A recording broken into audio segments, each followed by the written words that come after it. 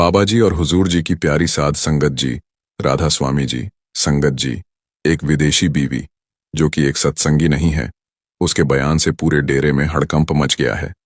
इस बीवी ने ब्यास डेरे और बाबा जी के ऐसे राज उजागर किए हैं कि हर कोई हैरान है। इसने बताया कि कैसे और किस लिए इसको ब्यास बुलाया गया और फिर वहां ब्यास में उसके साथ क्या क्या हुआ। ऐसी ऐसी बातें इस बीवी ने बताई कि जब आप सुनेंगे तो आप भी हैरान रह जाएंगे। शुरुआत करने से पहले हमारी संगत जी से एक ही विनती है कि एक बार प्रेम से कमेंट में राधा स्वामी जरूर लिख दीजिए।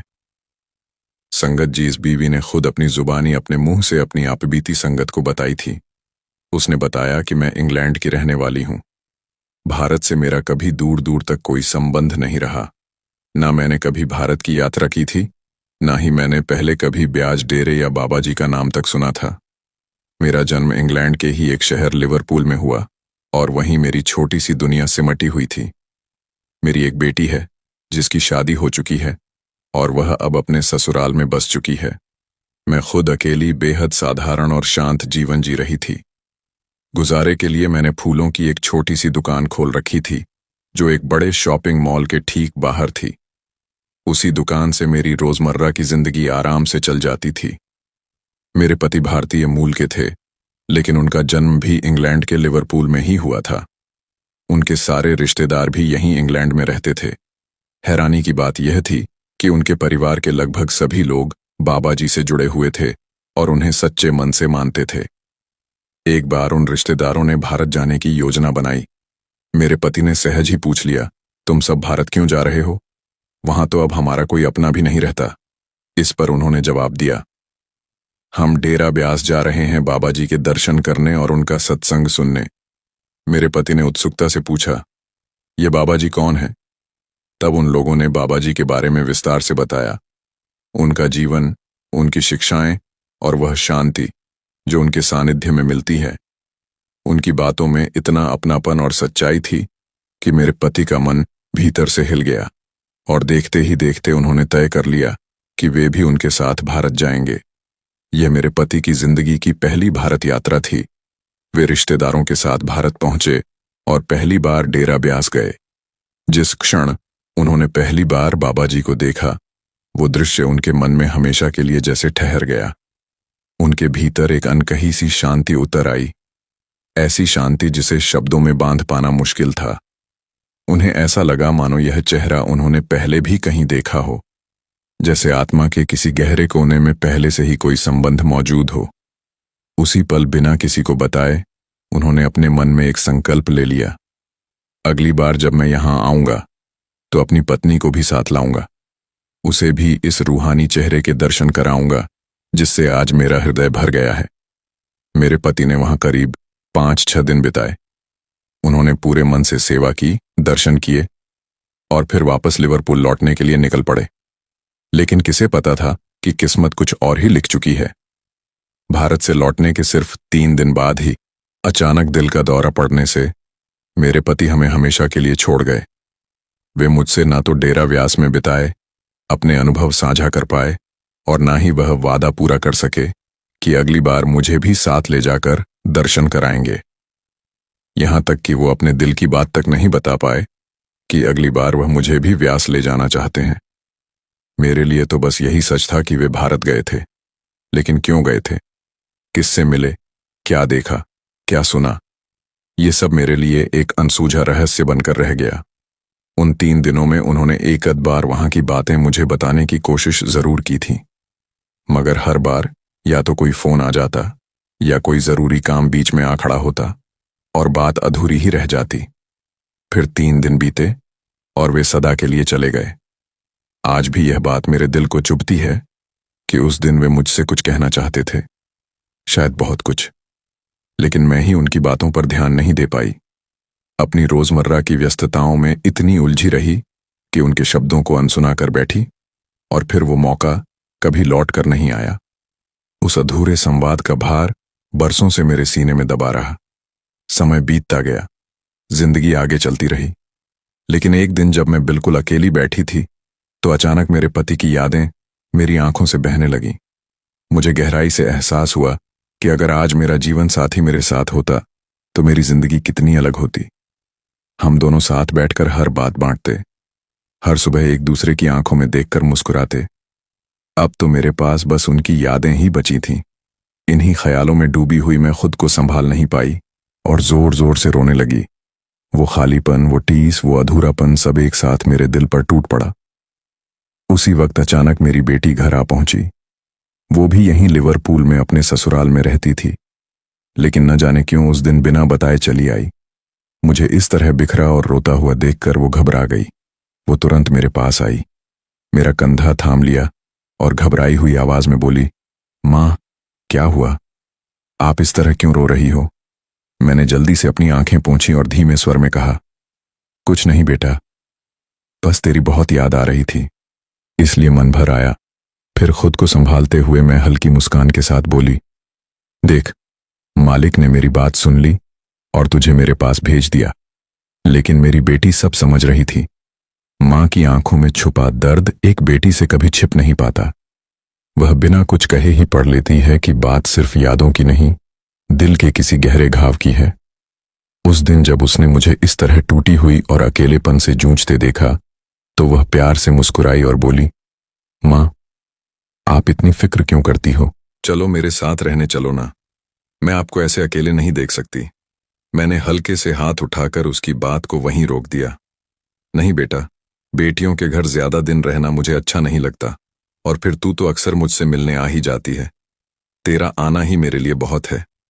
मेरी बेटी ने मुझे ढाढ़स बंधाया और प्यार से कहा, मां, सब ठीक हो जाएगा। जब भी मन बेचैन हो, बस उस मालिक का नाम लिया करो। नाम लेने से मन को बहुत सुकून मिलता है।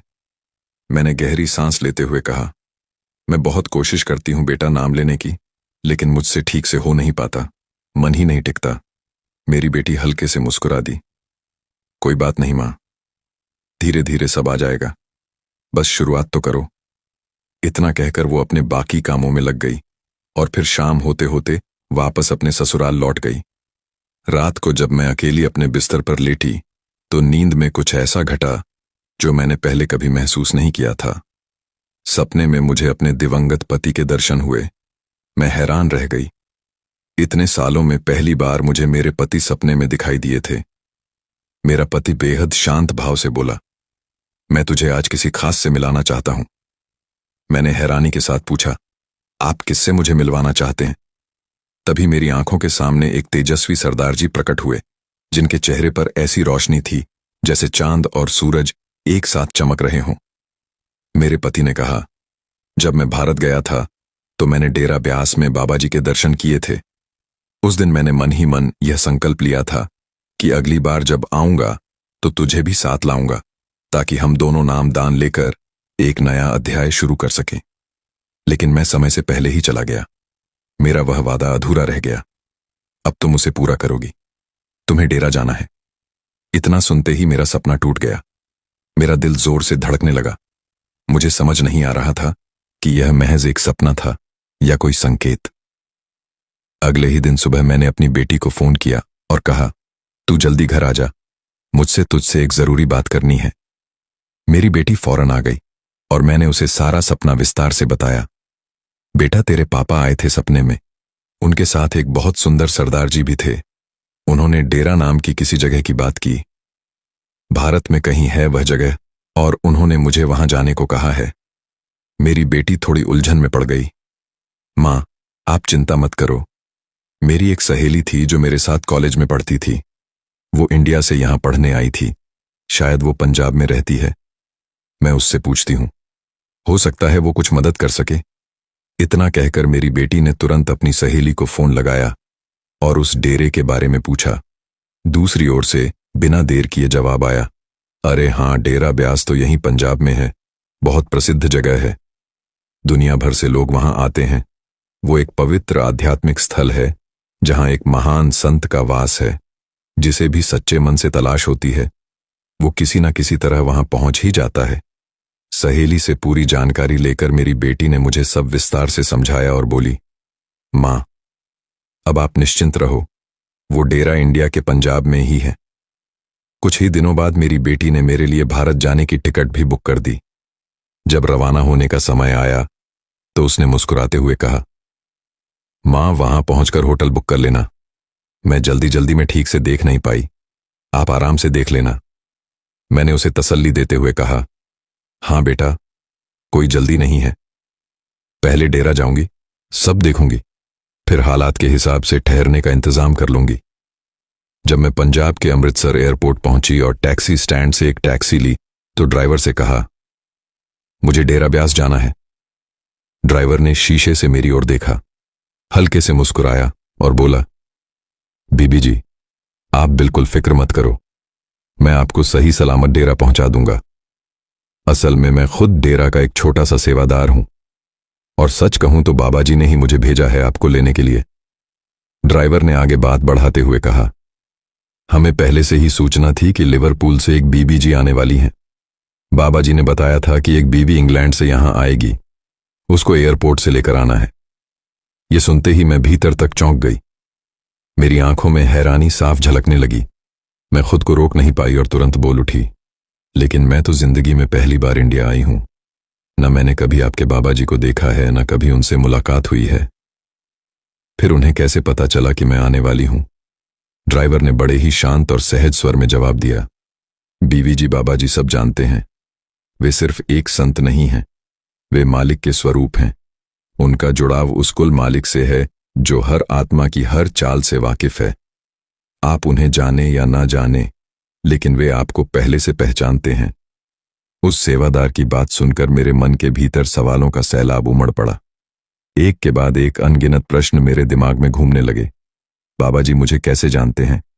मैंने तो कभी उनका नाम तक नहीं लिया। फिर यह सब कैसे संभव है? इन्हीं उलझे हुए विचारों में मैं इतनी खो गई कि मुझे पता ही नहीं चला कि हम कब डेरे के मुख्य द्वार तक पहुंच गए। वहां एक और सेवादार खड़ा था।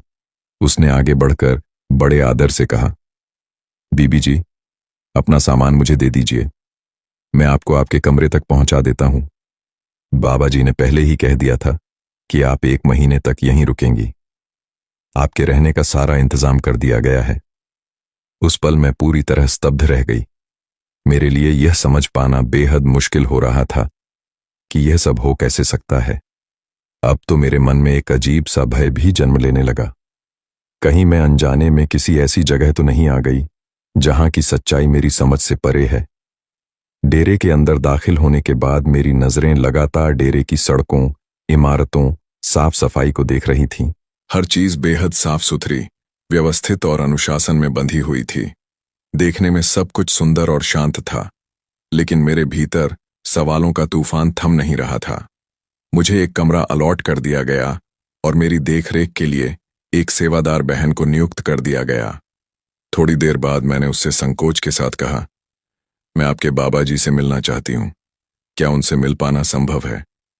उस सेवादार बहन ने बड़े ही विनम्र स्वर में उत्तर दिया, बीवी जी, आप लंबी यात्रा से आई हैं, थकान जरूर होगी, पहले थोड़ा विश्राम कर लीजिए।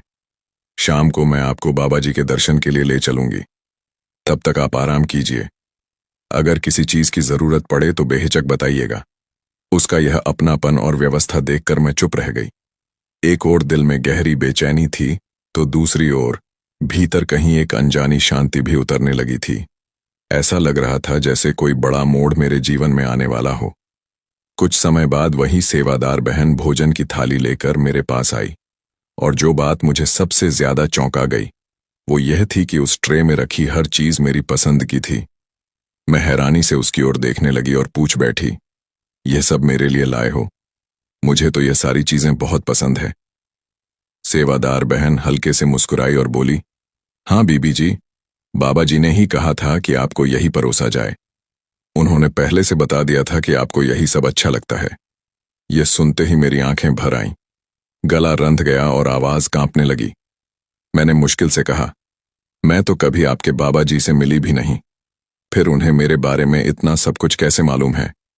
इतना कहते ही मैं वहीं बैठी फूट फूट कर रोने लगी। आंसू बिना रुके बहने लगे। मुझे यकीन ही नहीं हो रहा था कि इस दुनिया में कोई ऐसा भी हो सकता है जो मेरे लिए पूरी तरह अजनबी होते हुए भी मुझे मुझसे ज्यादा जानता हो। उस एहसास ने मेरे दिल में बाबा जी से मिलने की चाह को और गहरा कर दिया। शाम ढल चुकी थी।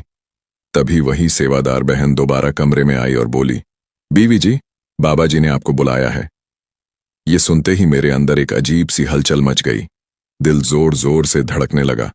अब वो पल आ गया था जब मैं उनसे आमने सामने मिलने वाली थी। सेवादार बहन मुझे बाबा जी की कोठी की ओर ले चली। जैसे ही मैं भीतर पहुंची, सामने बाबा जी विराजमान थे। मेरी नजर उन पर पड़ते ही मैं जैसे पत्थर की हो गई। उसी क्षण मेरी आंखों के सामने वही दृश्य चमक उठा जो मैंने अपने सपने में देखा था। हैरानी और भावुकता से मेरे मुंह से निकल पड़ा, अरे, आप तो वही हैं, वही सुंदर सरदार जी जो मेरे पति के साथ मेरे सपने में आए थे। इतना कहते ही मैं अपने आंसुओं को रोक नहीं पाई और फूट फूट कर रो पड़ी। बाबा जी ने हल्की मुस्कान के साथ कहा, बेटा क्या हुआ, ऐसे क्यों रो रही हो? हमारी शक्ल इतनी भी डरावनी नहीं है। मैंने जल्दी से अपनी आंखें पछीं और कांपती आवाज में बोली, नहीं बाबा जी, बात ऐसी नहीं है, बस मैं बहुत भावुक हो गई हूं। मेरे पति जिनसे वह मुझे सपने में मिलवाना चाहते थे वो आप ही थे। लेकिन बाबा जी मुझे समझ नहीं आता कि वे आपको ही क्यों दिखा रहे थे। इसके पीछे क्या कारण था? बाबा जी ने मुझ पर स्नेह भरी दृष्टि डाली और शांत स्वर ने बोले, बेटा, जो भी इस संसार में आता है उसे एक दिन लौटना ही होता है। जब तुम्हारे पति का समय नजदीक आया तो उनके मन में यह बात बार बार उठ रही थी कि वे दोबारा यहां आकर मुझसे नहीं मिल पाएंगे। लेकिन उन्होंने मन ही मन एक अरदास की थी कि उनकी पत्नी को यहां डेरा बुलाकर नामदान अवश्य दिया जाए। यही उनकी आखिरी इच्छा थी। उसी इच्छा को पूरा करने के लिए तुम्हें यह सब दिखाया गया। इसलिए वे तुम्हारे सपनों में आए ताकि तुम उनके अधूरे वादे को पूरा कर सको। मेरी आंखों से एक बार फिर आंसू बहने लगे। भर्राई हुई आवाज में मैंने कहा, बाबा जी, अब मुझे सब समझ में आने लगा है। आप सच में उस मालिक का ही रूप हैं। आप मेरे बारे में वह सब जानते थे जो मैंने कभी किसी से नहीं कहा। मैंने किसी को यह तक नहीं बताया था कि मैं पूरे 1 महीने यहां रुकने वाली हूं। न मैंने कोई होटल बुक कराया था, न यह बताया था कि मेरी फ्लाइट किस दिन और किस समय उतरेगी। फिर भी आपने सब कुछ पहले से जान लिया और मेरे लिए एयरपोर्ट पर एक सेवादार तक भेज दिया। बाबा जी हल्के से मुस्कुराए और बड़े सहज भाव से बोले, अपनी बेटी की फिक्र तो बाप ही करता है ना। उनके यह शब्द सुनते ही मेरा दिल भर आया और मैं फिर से रो पड़ी। कुछ पल बाद बाबा जी ने स्नेह से पूछा, बेटा, यहां रुकने में तुम्हें कोई तकलीफ तो नहीं हो रही? मैंने तुरंत जवाब दिया, नहीं बाबा जी, बिल्कुल नहीं। आपने जिस अपनापन से मेरा स्वागत किया, जो स्नेह और सम्मान मुझे यहां मिला, वह मेरे लिए बहुत बड़ा है। भावनाओं में डूबकर मैंने कहा, बाबा जी, अब मैं पूरा 1 महीना यहीं रहूंगी। मैं अपने पति की अधूरी इच्छा को पूरा करने आई हूं। मैं आपसे नामदान की बख्शीश लेने आई हूं। बाबा जी ने शांत स्वर में कहा, बेटा, जब सारी संगत को नामदान मिलेगा, तुम्हें भी मिलेगा। जाकर पर्ची ले लो। जब समय आएगा तुम्हारा नाम भी लिख दिया जाएगा। उनकी बात सुनकर मेरी आंखों में संतोष की चमक उतर आई। मैंने कहा, बाबा जी, आपने मेरी सारी उलझनें दूर कर दी। अब मेरे मन में कोई चिंता नहीं बची। बाबा जी ने बहुत प्यार से कहा, बेटा, चिंता किस बात की? सब कुछ मालिक के हाथ में है। वही जानता है कि किससे, कब और किस तरह अपनी भक्ति करवानी है। इसके बाद मैं डेरे में पूरे 1 महीने तक रुकी। जब नामदान के लिए पंजीकरण शुरू हुआ तो मैं भी पर्ची की लाइन में लग गई। फिर वह दिन भी आ गया जब बाबा जी ने मुझे नामदान की बख्शीश दे दी। उस दिन के बाद मेरी जिंदगी पूरी तरह बदल गई। भीतर एक नई शांति, एक नया उजाला उतर आया। जब 1 महीना पूरा हुआ तो मैं बाबा जी से विदा लेने गई। उन्होंने स्नेहपूर्वक मुझे आशीर्वाद दिया और मैं उनके चरणों से अनुमति लेकर अपने देश इंग्लैंड लौट आई। लेकिन इस बार मैं वैसी नहीं थी जैसी पहले आई थी। इंग्लैंड आकर मैं यहाँ सेवा करने लगी और अक्सर ब्याज डेरे भी जाने लगी। साध संगत जी, इस बीवी की आपबीती हमें एक बहुत बड़ा सबक देती है कि जब दिल में सच्ची चाह और मन में अटूट विश्वास होता है तो असंभव भी संभव हो जाता है। जैसा कि बाबा जी महाराज अक्सर कहते हैं, जिसको उस मालिक पर पूरा भरोसा होता है, मालिक उसकी हर पल संभाल करता है। तो आप भी चिंता छोड़ दीजिए, बस मालिक के भजन सिमरन में जुट जाइए। संगत जी, बाबा जी तो जान ही जान है। बाबा जी हम सबके मन में क्या चल रहा है वह भी जानते हैं। आइए अब आपको बाबा जी की एक और सच्ची घटना सुनाते हैं। साध संगत जी, उस समय पूरे डेरे में अफरा तफरी मच गई जब एक तांत्रिक जबरदस्ती डेरे के भीतर घुस आया और वहां हंगामा करने लगा। वह अपनी नकारात्मक और डर पैदा करने वाली शक्तियों के सहारे सेवादारों को भयभीत करने की कोशिश करने लगा। जब इस घटना की सूचना बाबाजी तक पहुंची तो बाबाजी ने उस तांत्रिक को ऐसा सबक सिखाया कि वह अपना गांव तक छोड़कर भागने पर मजबूर हो गया। इस पूरी घटना को विस्तार से सुनने से पहले हम आप सभी संगत से विनम्र निवेदन करते हैं कि हमारे चैनल को सब्सक्राइब करके हमें अपना सहयोग दें और नीचे एक स्नेह भरा सा कमेंट जरूर करें। अब साध संगत जी, जिस तांत्रिक की हम बात कर रहे हैं वह डेरे से लगभग 10 मील दूर एक गांव में रहता था। अपनी कथित शक्तियों के कारण उसने गांव वालों के मन में ऐसा डर बिठा रखा था कि लगभग पूरा गांव उसे मानने लगा था। गांव के लोग उसे पूजने लगे थे, उसके पास जाकर उसकी भक्ति करते थे। लेकिन पूरे गांव में एक ही ऐसी स्त्री थी जो उसके आगे कभी नहीं झुकी। वो स्त्री एक सच्ची सत्संगी थी और उसने बाबाजी से नामदान ले रखा था। उसके पति का मन हालांकि तांत्रिक की ओर अधिक झुकता था और वह अक्सर उसके पास जाया करता था, लेकिन वह सत्संगी स्त्री कभी उसके दरवाजे तक नहीं गई। यही बात उस तांत्रिक को भीतर ही भीतर खाई जा रही थी, क्योंकि वह चाहता था कि पूरा गांव उससे डरे और उसी को सर्वे सर्वा माने। तांत्रिक बार बार उस स्त्री के पति से कहता, अपनी पत्नी को समझा दो कि वह डेरे वाले बाबा के पीछे भागना छोड़ दे, वहां से उसे कुछ नहीं मिलने वाला। तुम पहले भी गरीब थे और आज भी वैसे ही हो। अगर तुम लोग मेरी सेवा करोगे, मेरी भक्ति करोगे, तो मैं तुम्हारी गरीबी मिटा दूंगा और तुम्हारे हालात बदल दूंगा। इन बातों में आकर वह आदमी अपनी पत्नी से रोज झगड़ने लगा। वो उस पर दबाव डालता, ताने देता, लेकिन इन सब के बावजूद वह सत्संगी स्त्री अपने मार्ग से कभी नहीं डिगी। उसने डेरे जाना नहीं छोड़ा और न ही अपनी आस्था को कमजोर पड़ने दिया। भंडारे के दिनों में तांत्रिक देखता था कि डेरे की ओर हजारों लाखों की संख्या में लोग जा रहे हैं, जबकि उसके पास सिर्फ उसके गांव के कुछ गिने चुने लोग ही आते हैं। यह दृश्य उसे भीतर से जला देता था और उसका क्रोध बढ़ता ही चला जाता था। एक दिन अपने पति की लगातार जिद और दबाव के आगे मजबूर होकर वह सत्संगी स्त्री उसके साथ तांत्रिक के पास चली गई। तांत्रिक ने मौके का फायदा उठाते हुए उसे डराते हुए कहा, अगर तू मेरी भक्ति करेगी तो तेरे पूरे परिवार के दिन बदल दूंगा, लेकिन अगर तूने डेरे जाना बंद नहीं किया तो इससे भी ज्यादा बुरे दिन देखने पड़ेंगे। सत्संगी स्त्री ने बिना डरे सीधे तांत्रिक की आंखों में आंखें डालकर कह दिया, मुझे मेरी गरीबी ही स्वीकार है। कम से कम इन हालातों में मैं अपने सद्गुरु को याद तो कर पाती हूं। अगर धन दौलत आ गई तो कहीं ऐसा ना हो कि मैं अपने सद्गुरु को ही भूल जाऊं। इसलिए साधु महाराज आपसे विनती है कि मुझे ना रोके और अपने काम से काम रखें। इतना कहकर वह वहां से जाने लगी। उसकी बातों से तांत्रिक का अहंकार बुरी तरह आहत हो गया। वो जोर से चिल्लाया, क्या तेरा बाबा मुझसे ज्यादा ताकतवर है? अगर है तो मुझे डेरे ले चल। अगर मैंने तेरे बाबा को अपनी ताकत का रंग ना दिखा दिया तो मेरा नाम भी मत लेना। और अगर तेरा बाबा मुझसे हार गया तो तुझे डेरे जाना छोड़ना होगा और मेरी भक्ति करनी पड़ेगी। सत्संगी स्त्री ने शांत स्वर में कहा, साधु महाराज, अगर आपको मेरे सद्गुरु से इतनी परेशानी है तो आप खुद डेरे चले जाइए। मुझे साथ ले जाने की जरूरत क्या है? यह सुनते ही तांत्रिक गुस्से से आग बबूला हो गया। वो चिल्लाकर बोला, ठीक है, कल सुबह मैं खुद डेरे आऊंगा और वहां अपनी ताकत से कुछ ही पलों में तेरे जैसे भक्तों को अपना बना लिया। तो समझ लेना, अगर ऐसा ना कर पाया तो मैं खुद इस गांव को छोड़कर चला जाऊंगा। सत्संगी स्त्री और तांत्रिक के बीच हुई यह सारी बातचीत गांव के कई लोगों ने सुन ली थी। देखते ही देखते पूरे गांव में चर्चा फैल गई कि तांत्रिक अब डेरे जाकर वहां अपना चमत्कार दिखाने वाला है। तांत्रिक को यह भी डर सताने लगा कि अगर वह डेरे नहीं गया तो गांव वाले उसकी भक्ति करना ही छोड़ देंगे। अगली सुबह वह सीधे डेरे के मुख्य द्वार पर पहुंच गया और ऊंची आवाज में बोला, अपने बाबा को बुलाओ, मैं भी तो देखूं कि मुझसे ज्यादा ताकतवर यहां कौन आ गया है। सेवादार तुरंत समझ गए कि यह कोई अहंकार से भरा साधु है।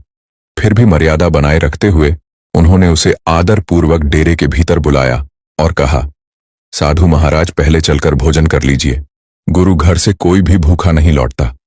इतना कहकर एक सेवादार उसे लंगर घर की ओर ले गया और वहां उसके सामने एक थाली परोस दी। लेकिन तांत्रिक ने वहां भी अपनी शक्तियों का प्रदर्शन शुरू कर दिया।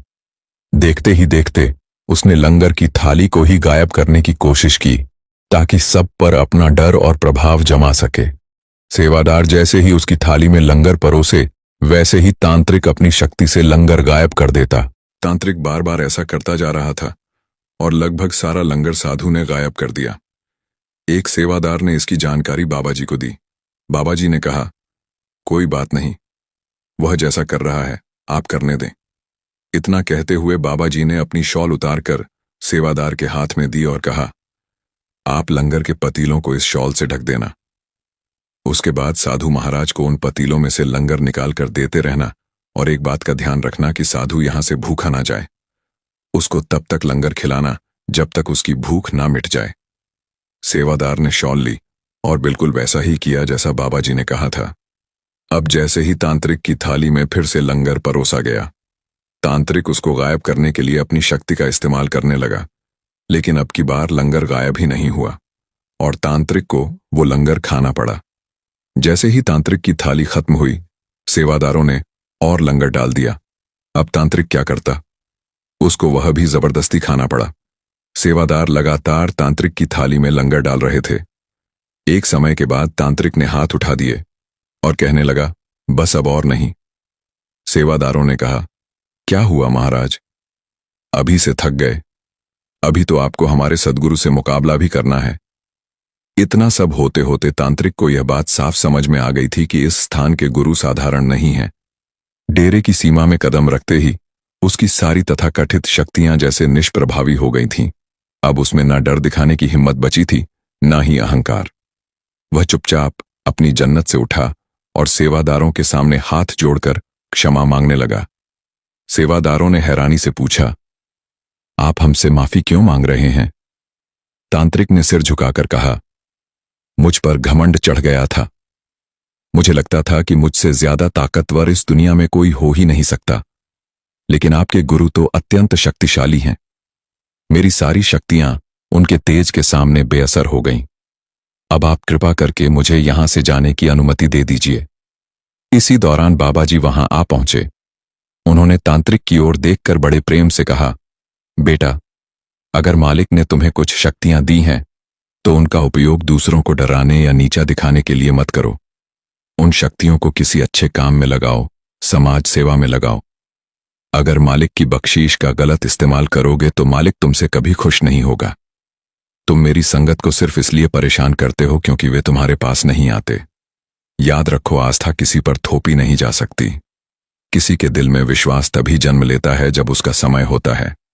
जबरदस्ती करके किसी के मन में अपने लिए श्रद्धा पैदा नहीं की जा सकती। इसलिए भलाई का मार्ग अपनाओ। बाबा जी की सरलता, शांति और नम्रता देखकर तांत्रिक का हृदय पिघल गया। भर्राई आवाज में वह बोला, आप इतने महान गुरु हैं, फिर भी आपके भीतर जरा सा भी अहंकार नहीं है।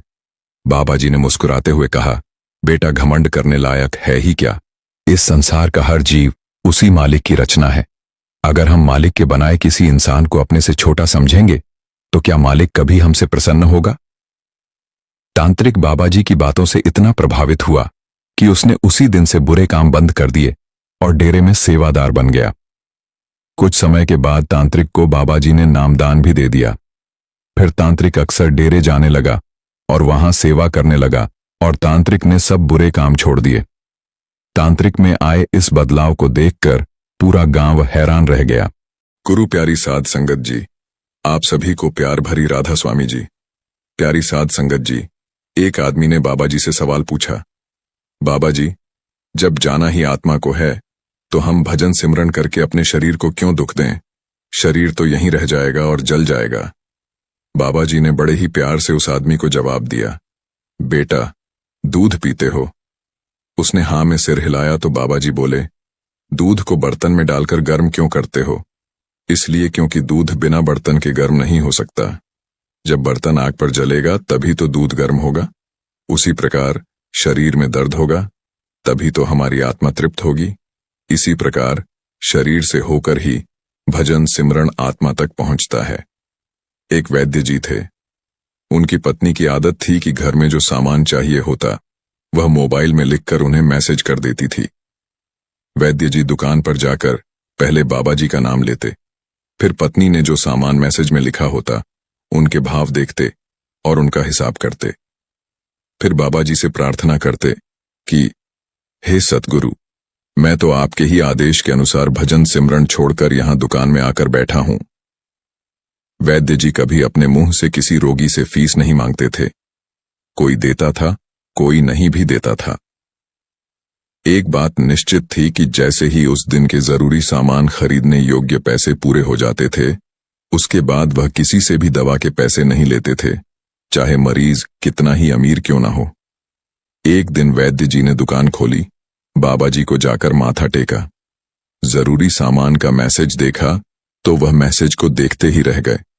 उन्हें अपनी आंखों के सामने तारे चमकते हुए नजर आए। आटे, दाल, चावल आदि के बाद पत्नी ने लिखा था, बेटी का विवाह 20 तारीख को है, उसके दहेज का सामान। कुछ देर सोचते रहे, फिर बाकी चीजों की कीमत लिखने के बाद दहेज के सामने लिख दिया, यह काम बाबा जी का है, वह ही देखेंगे। 1-2 रोगी आए थे। वैद्य जी दवाई दे रहे थे। उसी समय एक बड़ी सी कार उनकी दुकान के सामने आकर रुकी। वैद्य जी ने ध्यान नहीं दिया, क्योंकि कई कारों वाले उनके पास आते रहते थे। दोनों मरीज दवाई लेकर चले गए। एक सूट बूट पहने साहब अंदर आए और नमस्ते करके बेंच पर बैठ गए। वैद्य जी ने कहा, अगर आपको अपनी दवा लेनी है तो इधर स्टूल पर आ जाइए ताकि आपकी नाड़ी देख सकूं, और अगर किसी और की दवाई लेकर जाना है तो बीमारी का पूरा वर्णन करें। वह साहब कहने लगे, वैद्य जी, आपने मुझे पहचाना नहीं। मेरा नाम मदन लाल है। मैं 15-16 साल के बाद आपकी दुकान पर आया हूं। मैं आपको अपनी पिछली मुलाकात का हाल सुनाता हूं, फिर आपको सारी बात याद आ जाएगी। जब मैं पहली बार यहां आया था तो मैं खुद नहीं आया था। मुझे बाबा जी आपके पास लेकर आए थे क्योंकि बाबा जी ने मुझ पर दया करनी थी। वह मेरा घर आबाद करना चाहते थे। मैं अपनी कार से अपने पैतृक घर जा रहा था। बिल्कुल आपकी दुकान के सामने मेरी कार पंक्चर हो गई। ड्राइवर कार का पहिया उतारकर पंक्चर लगवाने चला गया। आपने देखा कि मैं कार के पास गर्मी में खड़ा हूं, तो आपने मुझे दुकान की ओर इशारा किया और कहा कि इधर आकर कुर्सी पर बैठ जाएं। अंधा क्या चाहे, 2 आंखें। और मैं कुर्सी पर आकर बैठ गया। ड्राइवर ने कुछ ज्यादा ही देर लगा दी थी। एक छोटी सी बच्ची भी यहां आपकी मेज के पास खड़ी थी और बार बार कह रही थी, बाबा मुझे भूख लगी है, चलो ना। आप उससे कह रहे थे, बेटी थोड़ा धीरज रखो, चलते हैं। मैं सोचकर कि इतनी देर से आपके पास बैठा हूं और आप मेरे ही कारण खाना खाने भी नहीं जा रहे, मुझे कोई दवाई खरीद लेनी चाहिए ताकि आप मेरे बैठने का भार महसूस न करें। मैंने कहा, वैद्य जी, मैं पिछले कई साल से लंदन में रह रहा हूं। लंदन जाने से पहले मेरी शादी हो गई थी, लेकिन अब तक बच्चे के सुख से वंचित हूं। यहां भी इलाज करवाया और वहां लंदन में भी, लेकिन किस्मत ने निराशा के सिवा और कुछ नहीं दिया। आपने कहा था, आप निराश न हो, उसके घर में किसी चीज की कमी नहीं है। आस औलाद, धन दौलत, सुख दुख, जीवन मृत्यु सब कुछ उसी के हाथ में है। यह किसी डॉक्टर के हाथ में नहीं है और न ही किसी दवा में होता है। जो कुछ होना है वह मालिक के हुक्म से होता है। औलाद देनी है तो उसी ने देनी है। मुझे याद है आपकी बातें। आप बातें करते जा रहे थे और साथ साथ पुड़िया भी बनाते जा रहे थे। सभी दवा आपने 2 भागों में बांटकर अलग अलग लिफाफों में डाल दी थी। फिर मुझसे पूछकर आपने एक लिफाफे पर मेरे और दूसरे लिफाफे पर मेरी पत्नी का नाम लिखकर दवा खाने का तरीका बताया था। मैंने तब यह दवाई बेदिली से ले ली थी, क्योंकि मैं सिर्फ कुछ पैसे आपको देना चाहता था। लेकिन जब दवा लेने के बाद मैंने पैसे पूछे तो आपने कहा था, बस ठीक है। मैंने जोर डाला तो आपने कहा, आज का खाता बंद हो गया है। मैंने कहा, मुझे आपकी बात समझ नहीं आई। इसी दौरान वहां एक आदमी आया। उसने हमारी बात सुनकर मुझे बताया कि खाता बंद होने का मतलब यह है कि आज के घरेलू खर्च के लिए जितने पैसे वैद्य जी ने उस मालिक से मांगे थे वह बाबा जी ने उन्हें दे दिए हैं। अधिक पैसे वे ले नहीं सकते। मैंने जब घर जाकर पत्नी को वह दवाई दी और सारी बात बताई तो उसके मुंह से निकला, वह इंसान नहीं, कोई देवता है। उनकी दवा ही हमारी मुराद पूरी करने का कारण बनेगी। आज मेरे घर में 2 फूल खिले हुए हैं। हम पति पत्नी हर समय आपके लिए प्रार्थना करते रहते हैं। इतने सालों तक काम में व्यस्त था तो स्वयं आकर आपसे धन्यवाद के 2 शब्द नहीं कह सका। इतने बरसों बाद आज भारत आया हूं और कार केवल यहीं रुकी है। वाह जी, हमारा सारा परिवार लंदन में सेटल हो चुका है। केवल मेरी एक विधवा बहन अपनी बेटी के साथ भारत में रहती है। हमारी भांजी की शादी इस महीने की 21 तारीख को होनी है। न जाने क्यों जब जब मैं अपनी भांजी की शादी के लिए कोई सामान खरीदता था तो मेरी आंखों के सामने आपकी वह छोटी सी बेटी भी आ जाती थी और हर सामान में डबल खरीद लेता था। मैं आपके विचारों को जानता था कि वह सामान आप लेंगे या नहीं, पर मुझे लगता था कि मेरी अपनी सगी भांजी के साथ जो चेहरा मुझे बार बार दिख रहा है वह भी मेरी भांजी है। मुझे लगता था कि ईश्वर ने इस भांजी के विवाह में भी मुझे भांत भरने की जिम्मेदारी दी है। वैद्य जी की आंखें आश्चर्य से खुली रह गईं और बहुत धीमी आवाज में बोले, मदन लाल जी, आप जो कुछ कह रहे हैं मुझे समझ नहीं आ रहा कि उस मालिक की यह क्या माया है। अब मेरी पत्नी के हाथ का लिखा हुआ यह मैसेज देखिए। वैद्य जी ने मोबाइल खोलकर मदन लाल जी को दे दिया। वहां उपस्थित सभी लोग यह देखकर हैरान रह गए कि दहेज के सामान के सामने लिखा हुआ था, यह काम बाबा जी का है। बाबा जी जाने। कांपती सी आवाज में वैद्य जी बोले, भाई विश्वास कीजिए कि आज तक ऐसा कभी नहीं हुआ कि पत्नी ने मोबाइल पर अपनी जरूरत का मैसेज किया हो और मालिक ने उसी दिन उसकी व्यवस्था न की हो। आपकी बातें सुनकर तो लगता है कि मालिक को पता होता है कि किस दिन मेरी पत्नी क्या लिखने वाली है, अन्यथा आपसे इतने दिन पहले ही सामान खरीदना शुरू करवा दिया होता। बाबा जी ने वैद्य जी से बोले, वाह वाह, तू बड़ा महान है, तू बड़ा दयावान है। मैं हैरान हूं कि वह कैसे अपने रंग दिखाता है। उस मालिक का हर पल हर क्षण शुक्र करो। शुक्र मालिक का शुक्र अदा किया। आपका बहुत बहुत शुक्रिया। साध संगत जी, मनुष्य को जीवन में आने वाले दुखों से घबराना नहीं चाहिए, बल्कि उन्हें यह सोचकर स्वीकार करना चाहिए कि उनके जीवन में कुछ और अच्छा होने वाला है। मित्रों, एक बार की बात है, किसी शहर में एक निर्धन परिवार रहता था। उस परिवार में पति और पत्नी ही 2 सदस्य थे। कच्चे घर में वे अपना गुजारा कर रहे थे। वह गरीब आदमी मजदूरी करके अपना और अपनी पत्नी का पेट पालता था। इसी तरह दोनों के जीवन की गाड़ी चल रही थी। धीरे धीरे समय के साथ उसकी पत्नी गर्भवती हो जाती है। यह सुनकर उसका पति बहुत खुश होता है। वह सोचने लगता है कि अब हमारे घर में भी एक नन्हा सा पुत्र खेलेगा। हम उसे गोद में खिलाया करेंगे। हम खुद भी उसके साथ में खेलेंगे और टाइम कब बीत जाएगा पता ही नहीं चलेगा। धीरे धीरे समय गुजरता है। अब उस गरीब के घर में वह दिन भी आ जाता है जब उसकी पत्नी एक बच्चे को जन्म देने वाली थी। अब पत्नी को उसका पति एक अस्पताल में भर्ती कराता है। प्रसव का समय जब निकट आता है तो इधर वह गरीब आदमी अपने होने वाले बच्चे को लेकर मन में सपने संजोता है। तब तक उसके पास यमराज का बुलावा आ जाता है। उसकी एक दुर्घटना में मृत्यु हो जाती है। शहर के कुछ लोग इधर उस आदमी का अंतिम संस्कार करते हैं तो दूसरी तरफ उसकी स्त्री अस्पताल में अपने बच्चे को जन्म दे रही होती है। जब उस बेचारी पत्नी को यह खबर मिलती है कि उसके पति की मृत्यु हो गई है तो उसका कलेजा फट जाता है। उस बेचारी का दुनिया में सिर्फ उसका पति ही तो था। अब वह भी उसे छोड़कर चला गया था। अब तो वह जोर जोर से रोने लगती है और कहने लगती है, हे भगवान, यह तूने कैसा मेरे ऊपर दुखों का पहाड़ गिरा दिया। मेरा जो सहारा था उसे ही मुझसे छीन लिया। कम से कम इस बच्चे का तो ख्याल किया होता जिसका अभी जन्म भी नहीं हुआ है। पैदा होने से पहले ही तुमने उसके सर से पिता का साया हटा दिया। अब कौन इस बच्चे का पालन पोषण करेगा। वह दुखियारी पत्नी अस्पताल में ही अपने पति को याद करके बुरी तरह से रो रही थी।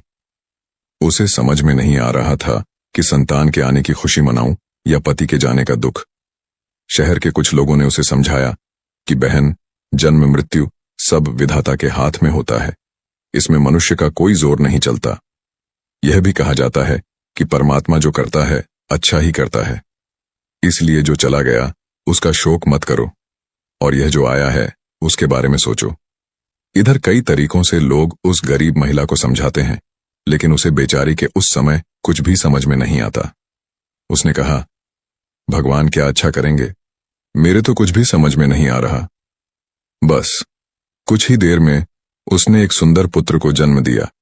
बेटे को देखकर उसका कुछ दुख हल्का होता है। वह सोचती है कि अब मैं इस पुत्र को पाल पोस कर बड़ा करूंगी, यही मेरा सहारा बनेगा। सही, अब वह अपने बच्चे को लेकर अपने घर आ जाती है। नगर के कुछ लोगों ने उस महिला की कुछ दिन तक मदद की, लेकिन कौन हमेशा मदद करता है। जब कुछ दिन बीते तो मददगार भी पीछे हट गए। अब वह अपने बच्चे को लेकर बिल्कुल अकेली हो गई। उसने समझ लिया था कि दूसरों की मदद से कितने दिन तक जीवन जिया जा सकता है। यदि हमें जीना है और इस बच्चे को पालना है तो खुद जिम्मेदारी लेनी होगी, खुद कोई काम करना होगा। इस प्रकार वह महिला दूसरों के घरों में साफ सफाई का काम तलाश लेती है। काम करके जो पैसे मिलते थे उनसे वह अपना और अपने बच्चे का पेट पालने लगी। समय के साथ धीरे धीरे उसका पुत्र बड़ा होने लगा। जब वह बालक 4 वर्ष का हो जाता है तो उसकी माँ उसे पढ़ने के लिए नगर के सरकारी विद्यालय में उसका दाखिला करा देती है। उसने सोचा कि मैं अपने बच्चे को पढ़ा लिखाकर इस काबिल बना दूंगी कि उसे कभी किसी के आगे हाथ न फैलाना पड़े। मेहनती मनुष्य के लिए कोई लक्ष्य दूर नहीं होता, पढ़े लिखे विद्वान के लिए कोई जगह विदेश या अजीब नहीं होती, और मीठा बोलने वाले के लिए कोई पराया नहीं होता। अब इस प्रकार वह महिला मेहनत मजदूरी करके अपने बच्चे को पढ़ाने लगी। बच्चा भी समझता था कि उसके घर में केवल माँ ही है। परिवार का खर्च चलाने वाला उसका पिता उसके जन्म से पहले ही चला गया है, इसीलिए वह पढ़ाई में भी खूब मन लगाकर करता था। धीरे धीरे बच्चे की उम्र 12 वर्ष हो जाती है। एक दिन की बात है, वह स्त्री बहुत बीमार पड़ जाती है। उसने सोचा कि कोई छोटी मोटी बीमारी होगी, इसीलिए कभी उस पर ध्यान नहीं दिया, लेकिन उसकी हालत दिन प्रतिदिन खराब होती चली गई। बीमार होने की वजह से वह काम पर भी नहीं जा पाती थी। घर में इतने पैसे भी नहीं थे कि कहीं अपना ठीक से इलाज करा लेती। माँ को अत्यंत बीमार देखकर बेटे को बहुत चिंता होती है। वह बालक कहता है, माँ, तुम चिंता मत करो, मैं तुम्हारे लिए अभी डॉक्टर के पास से दवाई लेकर आता हूं, तुम उसे खा लेना, फिर तुम जल्दी ही ठीक हो जाओगी। अपने बेटे की बात सुनकर माँ की आंखें भर आती हैं। वह कहने लगी, बेटा, अब तुम्हें कहीं जाने की जरूरत नहीं है, मेरा भी अब समय आ गया है। मैं तुम्हारे पिता के पास जाना चाहती हूं, लेकिन जाने से पहले तुम मेरी एक बात हमेशा याद रखना। जब तेरा जन्म नहीं हुआ था तब तेरे पिता ने और मैंने एक सपना देखा था कि हम अपने बच्चे को पढ़ा लिखा कर इतना लायक बना देंगे कि उसे हमारी तरह गरीबी भरी जिंदगी न जीनी पड़े। लेकिन बेटा, मैं उस सपने को पूरा नहीं कर पाई। बेटा, मैं यदि चली भी जाऊं तो तुम अपने पिता के सपने को जरूर साकार करना। तुम ऐसा कोई काम मत करना जिससे तुम्हारे पिता का नाम खराब हो। तुम इस प्रकार से अपना जीवन जीना कि तुम्हारा नाम दूर दूर तक लोग जान जाएं। बेटा, कभी पैसे के पीछे मत भागना। पैसे के लिए तो लोग इतने नीचे गिर जाते हैं कि अपने माता पिता की इज्जत का भी ख्याल नहीं करते। तुम हमेशा अपना नाम कमाना। बेटा, हमेशा स्वाभिमानी बनकर जीना। कभी किसी के आगे अपने हाथ मत फैलाना, किसी से याचना मत करना। याचना न करना ही श्रेष्ठता का मूल है, पराधीनता ही नरक है। मनुष्य को सदा ही विद्या, धन, बल, कीर्ति और पुण्य कमाना चाहिए, और साथ ही हमेशा अच्छे कर्म करने चाहिए, क्योंकि मनुष्य खाली हाथ आता है, खाली हाथ जाता है। अगर उसके साथ में जाते हैं तो उसके अच्छे कर्म साथ ही जाते हैं। कभी किसी को तंग नहीं करना चाहिए और न ही किसी को सताना चाहिए, बल्कि जरूरतमंद की मदद करनी चाहिए और लोगों का भला करना चाहिए।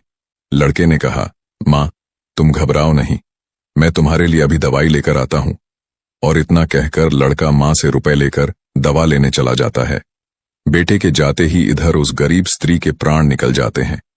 अब जब नगर वालों को पता चलता है तो सब लोग इकट्ठे होकर उस स्त्री का उसके बेटे के हाथों अंतिम संस्कार कराते हैं। अब तो वह बालक बिल्कुल अकेला हो गया था। देखो मित्रों, किस्मत भी क्या खेल दिखाती है। जब जरूरत होती है अपनों की, तब अकेला रहना पड़ता है, बिना माता पिता का बेटा। उम्र भी ज्यादा नहीं थी, आखिर जाए तो कहां जाए, करे तो क्या करे। दूर के जो रिश्तेदार थे उन्होंने भी उस बालक पर ध्यान नहीं दिया। आखिर वह गरीब जो था, लेकिन वह बच्चा अकेले ही अपने जीवन की राह पर चल देता है। उसने कभी हार नहीं मानी। जो पैसे मां छोड़ गई थी, कुछ दिन तक उन पैसों से उसका गुजारा चलता रहा। कुछ दिन के बाद वह पैसे खत्म हो जाते हैं। घर में भी कुछ नहीं था।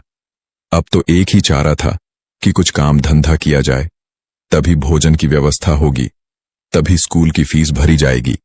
लड़के को अपनी माँ की बात अच्छी तरह याद थी। उसकी माँ ने कहा था, बेटा, कितना भी बुरा वक्त आ जाए पर किसी के आगे हाथ मत फैलाना, मेहनत करके ही अपना जीवन यापन करना। लड़के को अपनी माँ की यह बात अच्छी तरह याद थी, इसलिए वह कभी किसी के आगे भीख नहीं मांगता था।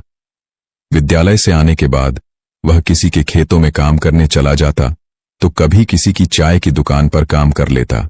वहां से कुछ पैसे मिलते तो अपने विद्यालय की फीस भर देता था और अपने खाने पीने की सामग्री खरीद लेता था। इस प्रकार छोटी सी आयु में वह बच्चा काम भी करता था और मजदूरी भी करता था। धीरे धीरे कुछ साल ऐसे ही निकल जाते हैं। बच्चा अब अपने नगर से निकलकर कस्बे में पढ़ने लगता है। ऐसे ही करते करते कई दिन बीत जाते हैं। अब वह लड़का एक दिन भूख प्यास से व्याकुल हो उठता है और उसकी हालत मरने जैसी हो जाती है। अब वह हिम्मत करके किसी घर का दरवाजा खटखटाता है। उस घर से एक महिला बाहर आती है। पहले तो वह महिला उस लड़के से पूछती है, बेटा, तुमने दरवाजा क्यों बजाया? क्या कुछ काम है? लड़का दोनों हाथ जोड़कर कहता है, माँ जी, मैंने दोपहर के समय आपको तकलीफ दी, इसके लिए क्षमा चाहता हूं।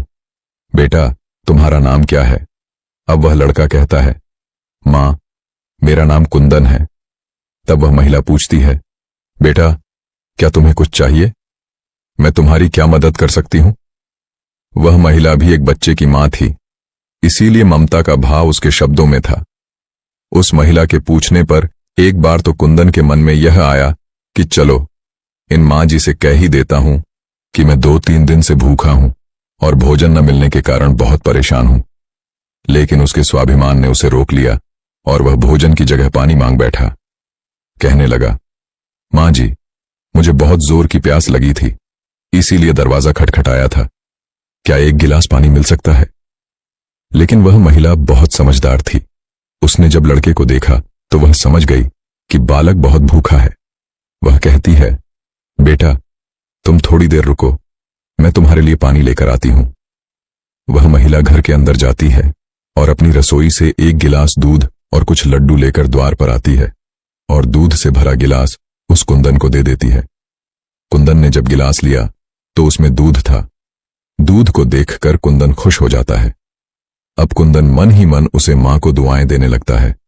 महिला ने उसे पहले लड्डू खाने को दिए और कहा, बेटा, दूध गर्म है, तुम पहले लड्डू खा लो, जब दूध ठंडा हो जाए तब पी लेना। कुंदन जब उस महिला को देखता है तो उसे ऐसा लगता है जैसे उसकी ही मां उसे यह दूध पीने को दे रही है। मन ही मन सोचता है, कितनी अच्छी मां है, मैंने एक गिलास पानी मांगा था और यह दूध ले आई। उसने समझ लिया कि मैं भूखा हूं। कुंदन आराम से बैठकर लड्डू खाता है और दूध पीता है। तब वह स्त्री कहती है, बेटा, क्या तुम्हें और कुछ चाहिए?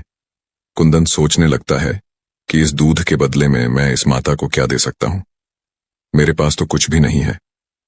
दूध पीने के बाद कुंदन कहता है, माँ जी, मैंने आपसे पानी मांगा और आपने मुझे दूध पिलाया, इसके बदले में मैं आपको क्या दे सकता हूं? महिला ने कहा, बेटे, मैंने तुम्हें दूध इसलिए नहीं पिलाया है ताकि तुमसे बदले में कुछ ले सकूं। महिला कहने लगी, बेटा, तुम्हारा चेहरा देखकर लग रहा था कि तुम बहुत भूखे हो, तो मैंने सोचा कि पानी की जगह दूध ही पिला देती हूं, इसलिए मैं तुम्हारे लिए दूध ले आई। कुंदन ने फिर कहा, नहीं माँ जी, आप इसके बदले में मुझसे जरूर कुछ मांगिए, मैं आपको अपनी हैसियत के हिसाब से कुछ जरूर दूंगा। कुंदन की बात सुनकर महिला सोचती है, यह तो स्वाभिमानी है, वह बार बार उससे मांगने की बात करता है तो वह महिला उसका मन रखने के लिए कह देती है, बेटा, मैंने यह दूध पिलाकर तुम पर कोई एहसान नहीं किया है, फिर भी यदि तुम मुझे कुछ देना चाहते हो तो तुम मुझे एक वचन दो कि जिस प्रकार आज मैंने तुम्हारी मदद की है, इसी प्रकार तुम भी जब कभी मदद करने लायक हो जाओ तो किसी जरूरतमंद की मदद कर देना। जिस दिन तुम किसी की मदद कर दोगे उसी दिन तुम मेरे इस एहसान से मुक्त हो जाओगे। उसकी मां ने कहा था, बेटा, कितना भी बुरा वक्त आ जाए पर किसी के आगे हाथ मत फैलाना, मेहनत करके ही अपना जीवन यापन करना। लड़के को अपनी मां की यह बात अच्छी तरह याद थी, इसलिए वह कभी किसी के आगे भीख नहीं मांगता था। विद्यालय से आने के बाद वह किसी के खेतों में काम करने चला जाता, तो कभी किसी की चाय की दुकान पर काम कर लेता। वहां से कुछ पैसे मिलते तो अपने विद्यालय की फीस भर देता था और अपने खाने पीने की सामग्री खरीद लेता था। इस प्रकार छोटी सी आयु में वह बच्चा काम भी करता था और मजदूरी भी करता था। धीरे धीरे कुछ साल ऐसे ही निकल जाते हैं। बच्चा अब अपने नगर से निकलकर कस्बे में पढ़ने लगता है। ऐसे ही करते करते कई दिन बीत जाते हैं। अब वह लड़का एक दिन भूख प्यास से व्याकुल हो उठता है और उसकी हालत मरने जैसी हो जाती है। अब वह हिम्मत करके किसी घर का दरवाजा खटखटाता है। उस घर से एक महिला बाहर आती है। पहले तो वह महिला उस लड़के से पूछती है, बेटा, तुमने दरवाजा क्यों बजाया? क्या कुछ काम है? लड़का दोनों हाथ जोड़कर कहता है, माँ जी, मैंने दोपहर के समय आपको तकलीफ दी, इसके लिए क्षमा चाहता हूं। बेटा, तुम्हारा नाम क्या है? अब वह लड़का कहता है, माँ, मेरा नाम कुंदन है। तब वह महिला पूछती है, बेटा, क्या तुम्हें कुछ चाहिए? मैं तुम्हारी क्या मदद कर सकती हूं? वह महिला भी एक बच्चे की मां थी, इसीलिए ममता का भाव उसके शब्दों में था। उस महिला के पूछने पर एक बार तो कुंदन के मन में यह आया कि चलो इन मां जी से कह ही देता हूं कि मैं 2-3 दिन से भूखा हूं और भोजन न मिलने के कारण बहुत परेशान हूं। लेकिन उसके स्वाभिमान ने उसे रोक लिया और वह भोजन की जगह पानी मांग बैठा। कहने लगा, मां जी, मुझे बहुत जोर की प्यास लगी थी, इसीलिए दरवाजा खटखटाया था। क्या एक गिलास पानी मिल सकता है? लेकिन वह महिला बहुत समझदार थी। उसने जब लड़के को देखा तो वह समझ गई कि बालक बहुत भूखा है। वह कहती है, बेटा, तुम थोड़ी देर रुको, मैं तुम्हारे लिए पानी लेकर आती हूं। वह महिला घर के अंदर जाती है और अपनी रसोई से एक गिलास दूध और कुछ लड्डू लेकर द्वार पर आती है और दूध से भरा गिलास उस कुंदन को दे देती है। कुंदन ने जब गिलास लिया तो उसमें दूध था। दूध को देखकर कुंदन खुश हो जाता है। अब कुंदन मन ही मन उसे मां को दुआएं देने लगता है। महिला ने उसे पहले लड्डू खाने को दिए और कहा, बेटा, दूध गर्म है, तुम पहले लड्डू खा लो, जब दूध ठंडा हो जाए तब पी लेना। कुंदन जब उस महिला को देखता है तो उसे ऐसा लगता है जैसे उसकी ही मां उसे यह दूध पीने को दे रही है। मन ही मन सोचता है, कितनी अच्छी मां है, मैंने एक गिलास पानी मांगा था और यह दूध ले आई। उसने समझ लिया कि मैं भूखा हूं। कुंदन आराम से बैठकर लड्डू खाता है और दूध पीता है। तब वह स्त्री कहती है, बेटा, क्या तुम्हें और कुछ चाहिए?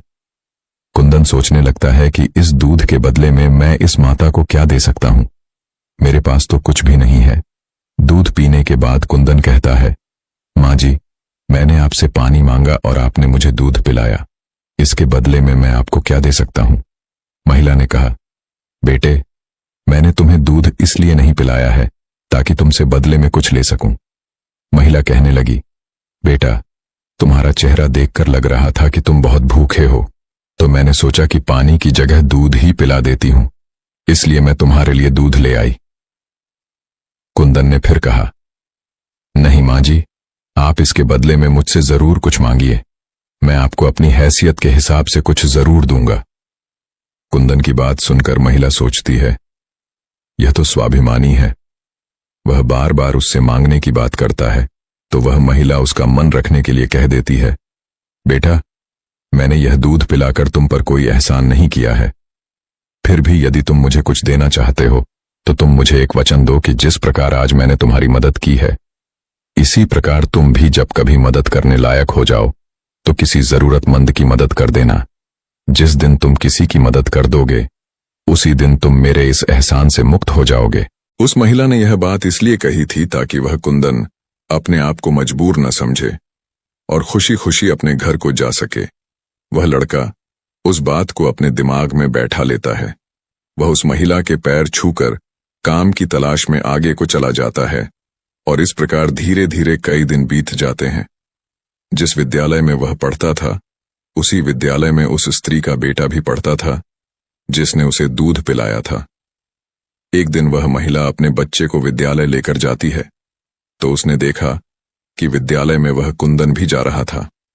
वह स्त्री उस लड़के को पहचान लेती है। उसने विद्यालय के मास्टर जी से जाकर पूछा कि वह बालक कौन है, तो मास्टर जी ने उसे बताया कि उस बालक का नाम कुंदन है और वह बिना माता पिता का बेटा है। छोटी सी आयु में ही उसके दोनों माता पिता गुजर गए थे। यह जानकर उस महिला को बड़ा दुख होता है। सोचती है, जब इसके माँ बाप नहीं हैं, तो फिर इसकी पढ़ाई का खर्च कौन उठाता है। तब विद्यालय के मास्टर बताते हैं, बहन जी, कुंदन बहुत ही अच्छा बच्चा है। वह अपनी पढ़ाई का खर्च स्वयं उठाता है और पढ़ने में भी बड़ा तेज है। वह मेहनत मजदूरी करता है और तब जाकर विद्यालय की फीस भरता है। जब कभी वह विद्यालय नहीं आता है और अपनी फीस भी समय पर नहीं दे पाता है, तो हम लोग उस पर ज्यादा दबाव नहीं बनाते। जब उस स्त्री को कुंदन की स्थिति का पता चलता है, तो वह करुणा से भर जाती है। उसका मन करता है कि मैं उस बालक की कुछ मदद करूं, जिसका कोई नहीं होता। ऐसे ही लोगों की मदद तो करनी चाहिए, तभी भगवान प्रसन्न होते हैं। जिसका कोई नहीं है, वह भगवान का है, और जरूरतमंद की मदद करने का अर्थ है कि आपने भगवान को प्रसन्न कर दिया। महिला ने सोचा, यह लड़का मुझसे पैसे तो लेगा नहीं, क्योंकि यह बड़ा स्वाभिमानी बालक है। तब उस महिला ने बड़े मास्टर जी से कहा, श्रीमान जी, अगर मैं इस बालक की फीस भर दिया करूं, तो आपको कोई आपत्ति तो नहीं है। मास्टर ने कहा, बहन जी, आपकी सोच अच्छी है, आप उसकी फीस भरें तो मुझे तो कोई आपत्ति नहीं होगी, लेकिन कुंदन इस बात के लिए तैयार नहीं होगा। तब वह महिला कहती है, मास्टर जी, मैं उस बच्चे की मदद करना चाहती हूं। आप किसी तरह से कुंदन को समझा देना, उससे कह देना कि आपकी स्थिति को देखते हुए सरकार ने आपकी फीस माफ कर दी है, तुम्हें फीस भरने की कोई जरूरत नहीं है। साध संगत जी, मास्टर जी भी इस बात से सहमत हो जाते हैं। वह महिला कुंदन की पूरे वर्ष की फीस भर के अपने घर चली जाती है। इस तरह वह हर वर्ष उसके पूरे साल की फीस जमा कर दिया करती थी, ताकि कुंदन सिर्फ मन लगाकर पढ़ सके। अब तो कुंदन पूरा मन लगाकर पढ़ता था और अपने खाने पीने के लिए किसी दुकान पर काम कर लेता था। दोस्तों, डूबते को तिनके का सहारा ही बहुत होता है। उस महिला के थोड़े से प्रयास से कुंदन की अच्छी खासी मदद हो गई। वह अब खूब मन लगाकर पढ़ता था। इसी तरह कुछ वर्ष और बीत गए। अब आगे की पढ़ाई करने के लिए कुंदन को शहर में जाना पड़ा। सोचा, शहर में रहकर मैं कोई छोटी मोटी नौकरी कर लूंगा और अपनी पढ़ाई भी करता रहूंगा। इस बात का पता उस महिला को तब चलता है जब वह उसकी फीस लेने के लिए विद्यालय में जाती है। वह महिला जब कुंदन की फीस जमा करती है, तो मास्टर जी बताते हैं, बहन जी, कुंदन तो आगे की पढ़ाई करने शहर चला गया है। अब तुम्हें उसकी फीस जमा करने की कोई जरूरत नहीं है। उस महिला ने जब यह सुना तो सोचने लगी, कोई बात नहीं, भगवान ने मुझे उसकी मदद करने का इतना ही समय दिया होगा। हे भगवान, उस बालक पर दया दृष्टि बनाए रखना, वह जहां भी रहे खुश रहे। इस प्रकार वह स्त्री अपने घर लौट आई और अपने घर गृहस्थी की दुनिया में व्यस्त हो गई। दोस्तों, उधर कुंदन शहर में जाकर अपनी पढ़ाई करने लगा। खर्चा चलाने के लिए उसने एक नौकरी तलाश कर ली। इस प्रकार 30 वर्ष बीत जाते हैं। न तो कुंदन कभी उस महिला से मिल पाता है और न वह महिला कभी कुंदन से मिलती है। उस महिला का बेटा भी अब बड़ा हो गया था। उसका बेटा एक व्यापारी बन गया था। वह स्त्री तो पहले से ही अपने घर से संपन्न थी, ऊपर से उसका बेटा व्यापार करके खूब धन कमाता था। उस माँ का बेटा भी बड़ा संस्कारी था। वह भी अपनी माँ को बहुत प्यार करता था। एक दिन उसकी माँ बहुत बीमार हो जाती है। शाम को जब उसका बेटा घर आता है, तो वह अपनी माँ की हालत को देखकर बेचैन हो जाता है। वह अपनी माँ को अस्पताल में भर्ती कराता है। जांच में पता चलता है कि उसकी माँ को कैंसर है। वह डॉक्टर से कहता है, डॉक्टर साहब, आप मेरी माँ का अच्छे से इलाज कीजिए, पैसों की बिल्कुल चिंता मत करना। तब डॉक्टर कहते हैं, भाई, तुम्हारी माँ को कैंसर की बीमारी है और कैंसर का इलाज बहुत महंगा होता है। छोटे मोटे अस्पतालों में इसका इलाज भी नहीं होता है। इसके लिए तुम्हें किसी बड़े अस्पताल में इसका इलाज कराना होगा। अब वह अपनी माँ को बड़े अस्पताल में ले जाता है। जब डॉक्टर साहब आते हैं, तो वह लड़का अपनी माँ की हालत डॉक्टर साहब को बताता है। डॉक्टर साहब ने भरोसा दिया, जांच के आधार पर मैं कह सकता हूं कि तुम्हारी माँ ठीक हो जाएगी, मगर इनका इलाज काफी लंबा चलेगा। लड़के ने कहा, डॉक्टर साहब कुछ भी हो जाए, मैं अपनी माँ को ठीक कराकर ही घर ले जाना चाहता हूँ, चाहे इसके लिए मुझे अपना सब कुछ बेचना पड़े, कितने ही दिन मुझे यहाँ रुकना हो। इस प्रकार वहां के डॉक्टर ने उस माँ का इलाज शुरू कर दिया। अगर छोटे शहर की बात होती तो खर्चा कुछ कम हो जाता, लेकिन वहां का खर्चा तो बहुत लंबा था। फिर भी उस लड़के ने हिम्मत नहीं हारी। मित्रों, माँ से अनमोल संसार में कुछ भी नहीं है। अगर जिनके कोई माँ बाप नहीं है तो उनसे जाकर पूछो कि उनकी जिंदगी कितनी खाली खाली है। अब डॉक्टर साहब जो दवाइयां लिखते थे वह दवाइयां बहुत महंगी आती थीं। एक दिन वह लड़का डॉक्टर साहब से पूछता है, डॉक्टर साहब, अभी मेरी माँ का इलाज कितने दिन और चलेगा? डॉक्टर साहब उसे सारी बात बताते हैं। भाई, आप चिंता मत करो, आपकी माँ पूरी तरह से स्वस्थ हो चुकी है। फिर भी हमारी संतुष्टि के लिए एक बार जांच और करा लेता हूं। उस जांच की रिपोर्ट आ जाने दो, फिर तुम अब अपनी माँ को घर ले जा सकते हो। अब तो उस माँ का बेटा रिपोर्ट आने का इंतजार करने लगता है। 2 दिन के बाद रिपोर्ट आ जाती है। जब रिपोर्ट आती है तो लड़का फिर डॉक्टर से मिल जाता है और पूछता है, डॉक्टर साहब, क्या मेरी माँ ठीक हो गई? कोई खतरे वाली बात तो नहीं है? तब डॉक्टर साहब कहते हैं, भाई चिंता मत करो, रिपोर्ट अच्छी आई है, तुम्हारी माँ पूरी तरह से ठीक हो गई है। अब आप इन्हें अपने घर ले जा सकते हो। डॉक्टर की बात सुनकर बेटा खुश हो जाता है और डॉक्टर साहब को बहुत धन्यवाद देता है। लड़का अपनी माँ के पास जाता है और सोचता है, भगवान का लाख लाख धन्यवाद, मेरी माँ बच गई, मेरी मेहनत सफल हो गई। यही बात वह अपनी माँ को बताने के लिए जाता है और माँ से कहता है, माँ, तुम पूरी तरह से ठीक हो गई हो, अब हम जल्द ही अपने घर जाने वाले हैं। ये बात सुनकर माँ भी खुश हो जाती है, लेकिन अगले ही पल वह यह सोचकर उदास हो जाती है कि मैं तो ठीक हो गई हूं, लेकिन इस अस्पताल का जो बिल होगा वह लाखों में होगा। कैसे मेरा बेटा चुका पाएगा? इतनी मोटी रकम की व्यवस्था वह कहां से करेगा? उसके पास जो जमा पूंजी थी वह तो सब इलाज में खर्च हो गई। माँ को उदास देखकर बेटा समझाता है, माँ, तुम क्यों उदास होती हो? मैं अपना सब कुछ बेचकर आपके इलाज का बिल चुका दूंगा। घर मकान तो बाद में भी बना लूंगा। इसीलिए माँ, तुम्हें इन बातों की चिंता करने की कोई जरूरत नहीं है। बेटा अपनी माँ को बहुत समझाता है, मगर माँ तो माँ होती है। उसका अपने बेटे के लिए चिंता करना स्वाभाविक था। माँ सोचने लगती है कि मेरा बेटा यदि सब कुछ बेच देगा तो फिर वह आगे अपना जीवन कैसे चलाएगा? इसके भविष्य का क्या होगा? वह माँ रात भर यही सोचती रही। चिंता करते करते माँ और बेटा दोनों की रात निकल गई। जब अगला दिन होता है और उसकी माँ की छुट्टी का समय होता है तो अस्पताल का एक कर्मचारी एक लिफाफा लेकर माँ बेटे के पास आता है और उस महिला के बेटे से कहता है कि डॉक्टर साहब ने आपके लिए यह बिल का लिफाफा भेजा है।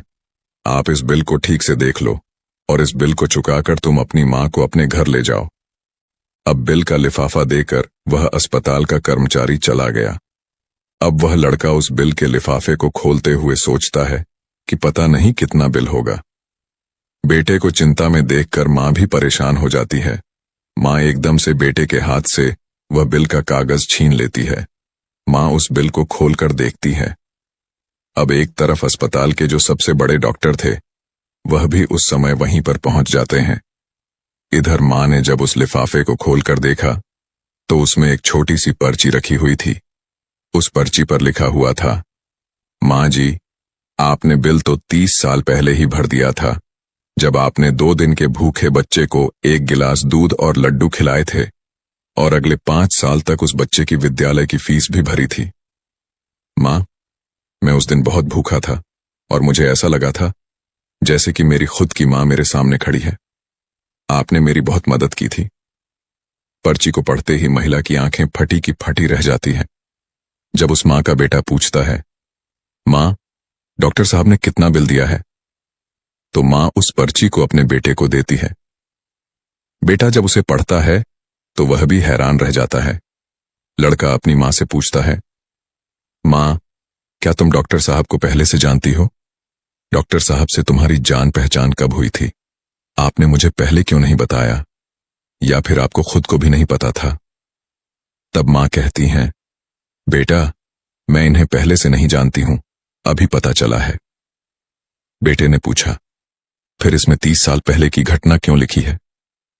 तब मां कहती हैं, बेटा, 30 साल पहले जब तुम बहुत छोटे थे, तब तुम्हारी उम्र का एक छोटा सा बच्चा भरी दोपहरी में हमारे घर के द्वार पर आया था। वह भूखा प्यासा था। उसने मुझसे एक गिलास पानी मांगा था। मैंने बच्चे को देखा तो समझ गई कि वह भूखा है, इसीलिए दूध और लड्डू लाकर मैंने उसे खाने को दे दिए। वह कई दिनों से भूखा था। उसने दूध तो पी लिया, पर वह मुझसे कहने लगा, मां, तुम्हारा यह एहसान मैं कैसे चुका पाऊंगा? तो मैंने उसका मन समझाने के लिए कह दिया था कि जब तुम बड़े हो जाओ तो तुम भी किसी जरूरतमंद की मदद कर देना। मुझे क्या पता था कि वही लड़का जिसे मैंने एक गिलास दूध पिलाया था, वह 30 साल बाद इतना बड़ा डॉक्टर बनकर मेरी मदद करेगा। लोग तो आज लेकर कल को भूल जाते हैं, लेकिन उस बच्चे ने मेरा वह एहसान अभी तक याद रखा है। मैं इस बात को सोचकर हैरान हूं कि डॉक्टर साहब वही बच्चा है। इधर मां बेटे आपस में बातचीत कर रहे थे, उधर डॉक्टर साहब पीछे खड़े होकर उनकी बातें सुन रहे थे। उनकी आंखों में आंसू थे और उन्हें बचपन का वह समय याद आ गया जब वह भूखे प्यासे उस मां के द्वार पर पहुंचे थे। डॉक्टर साहब आगे आकर उस मां को प्रणाम करते हैं और माता जी के पास बैठ जाते हैं। वह कहते हैं, मां, आपके कहे हुए शब्द आज भी मेरे कानों में गूंजते हैं। मैंने उन्हीं शब्दों को अपना संस्कार बना लिया। मैंने अपनी जिंदगी में बहुत दुख देखा है, लेकिन कभी हिम्मत नहीं हारी। मैं आपका बहुत बड़ा कर्जदार हूं। यदि आपने मेरे विद्यालय की फीस नहीं भरी होती तो आज मैं इतना बड़ा डॉक्टर नहीं बनता। मेरे पिताजी का सपना था कि एक दिन मैं इतना बड़ा बनूं, और वह सपना आपकी वजह से ही सच हुआ है। मां, यह आपकी ही देन है। मैंने तो आपको उसी दिन अपनी मां मान लिया था जिस दिन आपने ममता भरी छांव में बैठाकर मुझ भूखे को दूध पिलाया था। इतना कहने के बाद डॉक्टर साहब वह सारे पैसे लौटा देते हैं जो मां की दवाई में खर्च हुए थे, और मां के चरणों में अपना सिर रख देते हैं। अब मां डॉक्टर साहब को उठाकर अपने सीने से लगा लेती है। डॉक्टर साहब और मां की आंखें आंसुओं से भरी हुई थीं। जब यह दृश्य अस्पताल के सारे लोग देखते हैं तो सब हैरान रह जाते हैं। सबकी आंखें नम हो जाती हैं। साध संगत जी, यह बातें जो भी व्यक्ति समझ लेगा वह कभी गरीब नहीं रहेगा। पहली बात, मनुष्य को जीवन में आने वाले परिवर्तनों से घबराना नहीं चाहिए, बल्कि उन्हें यह सोचकर स्वीकार करना चाहिए कि उनके जीवन में कुछ और अच्छा होने वाला है। इन परिवर्तनों से मनुष्य बहुत कुछ सीखता है और वह सही राह पकड़ लेता है। जो अपने साथ हुई घटनाओं से टूट जाता है वह कभी आगे नहीं बढ़ पाता। दूसरी बात, अंधेरा चाहे कितना ही घना हो, एक छोटा सा दीपक उसे मिटा डालता है। उसी तरह अगर जीवन में कुछ अंधेरा आ जाए तो ज्ञान रूपी दीपक से अंधेरे को मिटाकर सही रास्ता ढूंढा जा सकता है। ज्ञान वह चीज है जो रंक से राजा बना देती है, भटके को सही मार्ग दिखा देती है। आप दूसरों का भला कीजिए, दूसरों पर दया करिए, तुम्हारा भला अपने आप होता चला जाएगा। आपको अपने जीवन में अगर किसी की मदद करने का सौभाग्य मिले तो जरूर करना। कहते हैं, डूबते को तिनके का सहारा बहुत होता है। आपकी छोटी सी मदद से किसी का जीवन ही बदल सकता है। आपका छोटा सा योगदान किसी के लिए वरदान भी हो सकता है। मुसीबत पड़े तो घबराना मत। जब एक रास्ता बंद होता है तो कई खुल जाते हैं। जीवन में निखार तभी आता है जब मनुष्य दुख और मुसीबत की भट्टी में तपता है। कष्ट सहन करने के बाद ही मनुष्य को अनुभव मिलता है, और यह अनुभव बहुत काम आता है। मनुष्य के दिन चाहे कैसे भी हों, चाहे कितनी भी कठिनाइयां उसके जीवन में आएं, परंतु उसे कभी भीख मांगकर खाना नहीं चाहिए। भीख मांगकर खाने वाला अपनी ही नजरों में गिर जाता है, और जब वह भीख मांगकर खाता है तो उसकी आदत हो जाती है बिना मेहनत किए खाने की। इसीलिए मनुष्य को हमेशा मेहनत करके ही खाना चाहिए, तभी मनुष्य सफल और आत्मनिर्भर बनता है। किसी को मदद की जरूरत हो तो आप सबसे पहले उसकी मदद करें, लेकिन अगर आपको मदद की जरूरत हो तो आपको किसी से मदद मांगने की जरूरत नहीं होनी चाहिए। आप खुद ही अपनी मदद करने की हिम्मत रखें। आत्मसम्मान आपकी आवाज है, इसे बुलंद रखें। दूसरों पर ध्यान देने से बेहतर है खुद में रहो, खुद को समझो और आगे बढ़ो। आत्मसम्मान एक ऐसा कवच है जिसे कोई आपसे छीन नहीं सकता। जो कोई खुद से प्यार नहीं कर सकता वह किसी और से भी प्यार करने के लायक नहीं है। उसकी इज्जत कभी मत करो जो आपकी इज्जत की कदर ना करे। उसे अहंकार मत समझना, उसे आत्मसम्मान कहते हैं। अगर आपको अपने सम्मान की कोई फिक्र नहीं तो दूसरों को दोष देना बेकार है। किसी भी चीज के लिए अपनी अहमियत को कम मत समझो, क्योंकि आत्मसम्मान से बड़ा और कुछ नहीं है। अगर आप चाहते हो कि दुनिया आपकी इज्जत करे तो सबसे पहले आपको अपनी इज्जत करनी होगी। जब आत्मसम्मान की बात होती है तो दोस्त को छोड़ना कोई बड़ी बात नहीं है। अगर कोई आपका अपमान करे तो उसका भी शुक्रिया अदा करें, क्योंकि वह इंसान आपको आपकी जिंदगी की सच्चाई बता रहा है। ज्यादातर लोग उन चीजों की कदर नहीं करते जो उन्हें आसानी से मिल जाती हैं, लेकिन खो देने के बाद पछताते हैं। आत्मसम्मान हो तो ऐसा हो कि सम्मान उन लोगों का करना चाहिए जो सबका सम्मान करना जानते हैं, ना कि हर वक्त बस सबका अपमान करना पसंद करते हैं। अपने आत्मसम्मान के लिए दूसरों के आत्मसम्मान को कम मत समझना। अपनी काबिलियत को इतना तराशो कि अपमान की कोई गुंजाइश ही ना रहे। दूसरों के लिए कभी अपने उसूलों के साथ समझौता मत करो। अपने आत्मसम्मान की सुरक्षा खुद करो। किसी को भी इतनी इजाजत मत दो कि वह आपका अपमान करे, वह भी सिर्फ इस वजह से कि आप उनसे प्यार करते हैं। जब आपको लगे कि दूसरों को समझना मुश्किल है, तब आप खुद को समझना शुरू करें। दूसरों की भावनाओं का अपमान करते वक्त इतना याद रखें कि जो चीज आपके लिए कुछ नहीं, वह दूसरों के लिए बहुत कुछ हो सकती है। कमी अगर अपने आप में हो तो दूसरों को दोष देकर कोई फायदा नहीं। बस एक बार खुद को समझना शुरू कर दो, किस्मत आपको संवारना शुरू कर देगी। भरोसा करो कि जो काम तुम कर रहे हो वह सबसे अच्छा कर रहे हो। भरोसा करो, आपका काम कमाल का ही होगा। ख्वाहिश नहीं है कि हर कोई तारीफ करे, लेकिन कोशिश यही है कि कोई अपमान ना करे। उम्र में हम तभी बड़े हो जाते हैं जब इज्जत हमें प्यार से ज्यादा प्यारी लगने लगती है। इज्जत और तारीफ मांगने से नहीं, कमाने से मिलती है। अमीर हो या गरीब, आत्मसम्मान पाने का हक सभी का होता है। हर किसी के सामने झुकना सही नहीं होता, और जो नजरअंदाज करे उसके पास रुकना सही नहीं होता। रिश्ते वही होते हैं जहां समझ होती है, समझौते नहीं। जिंदगी में कुछ ऐसा जरूर कर लेना चाहिए कि अगर किसी को मदद की जरूरत हो तो उसको आप ही याद आओ। यह दुनिया भी उसी का सम्मान करना पसंद करती है जो दूसरों के दम पर नहीं, अपने दम पर चलना जानते हो। अगर सम्मान पाने की ख्वाहिश है तो पहले सम्मान कमाना सीखो। लोगों को उतना ही बोलो जितना सुनने की हिम्मत रखो। सिर्फ बोलने की हिम्मत नहीं होनी चाहिए, सुनने की भी हिम्मत होनी चाहिए। उनका सम्मान हमेशा करो जो अपना काम छोड़कर आपको वक्त देते हैं। खुद को इतना बेहतर बनाओ कि जो लोग आपका अपमान करते थे वह लोग आपका सम्मान करने के लिए मजबूर हो जाएं। दुनिया को जानने से बेहतर है खुद को जाने। जब आप खुद को जानना शुरू कर दोगे, दुनिया आपको मानना शुरू कर देगी। हम भी दरिया हैं, हमें अपना हुनर मालूम है। साध संगत जी, दूसरों की भलाई कभी नहीं करनी चाहिए। बिच्छू से आप प्यार भी करेंगे तो भी वह डंक ही मारेगा। क्यों भरोसा करते हो तुम गैरों पर, जब तुम्हें चलना है अपने ही पैरों पर है। अगर जीवन में शांति पाना चाहते हो तो सबसे पहले आप अपने मन को शांत करो। तुम परवाह करना छोड़ दो लोगों की। लोग तुम्हें तकलीफ देना छोड़ देंगे। जो लोग दिल के सच्चे होते हैं, जिंदगी उनका इम्तिहान सबसे ज्यादा लेती है। यहां जिंदगी का कोई भरोसा ही नहीं, और तुम लोगों से उम्मीद लगाकर बैठे हो। लोग जब पूछते हैं कि आप कौन सा काम करते हैं, तो असल में वह हिसाब लगाते हैं कि आपको इज्जत कितनी देनी है। रास्ते कैसे भी हो, बस आपको पता होना चाहिए कि जाना कहां है। इंसान को मरने से डर नहीं लगता, बल्कि मर मर के जीने से डर लगता है। संघर्ष थका जरूर देता है, लेकिन हमें बाहर से सुंदर और अंदर से मजबूत बनाता है। जिम्मेदारियों की एक खास बात होती है, यह आपको बिगड़ने नहीं देती।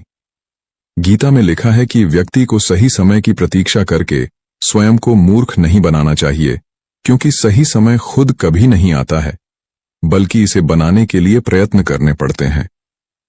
किसी का हाथ तभी पकड़ना जब उसका साथ जिंदगी भर निभा सको, वरना हाथ पकड़कर उसे भरोसे में मत रखना मित्रों। जिन्हें ज्ञान है उन्हें घमंड कैसा, और जिन्हें घमंड है उन्हें ज्ञान कैसा। अगर कोई आपको बुरा कहे तो दिल पर मत लेना, क्योंकि इस दुनिया में ऐसा कोई नहीं है जिसे सब अच्छा कह सके।